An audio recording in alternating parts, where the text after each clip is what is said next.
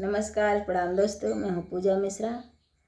दोस्तों, आज मैं रात को लाइव आने वाली हूँ, तो आप लोग बात करिएगा मेरे से, आपका प्यार आशीर्वाद दीजिएगा।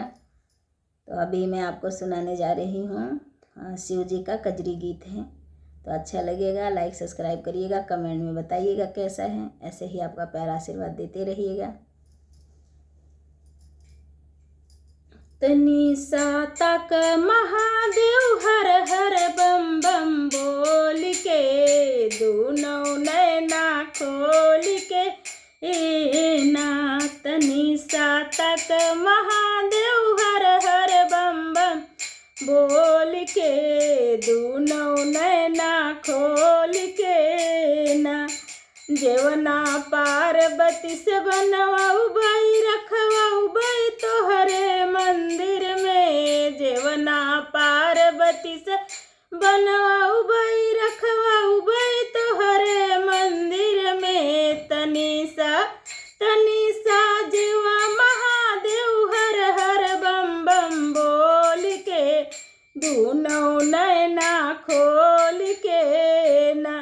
तनी सा जेवा महादेव हर हर बम बम बोल के, दोनों नैना खोल के ना।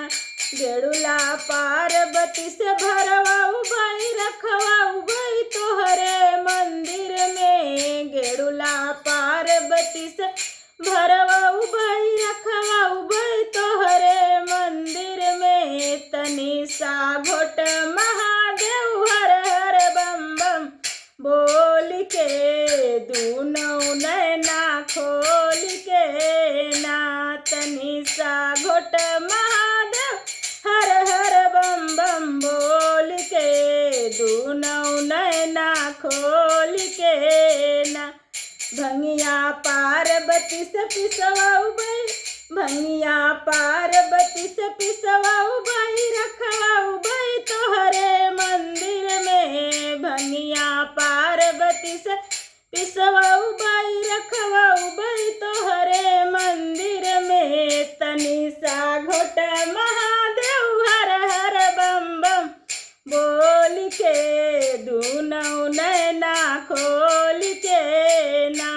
तनी सा घोट महादेव हर हर बम बम बोल के, दोनों नैना खोल के ना। तनी सा तक महादेव हर हर बम बम बोल के, दोनों नैना खोल के ना। आसन पार्वती से बिनवाऊ भाई दसवाऊ भाई तोहरे मंदिर में। आसन पार्वती से बिनवाऊ भाई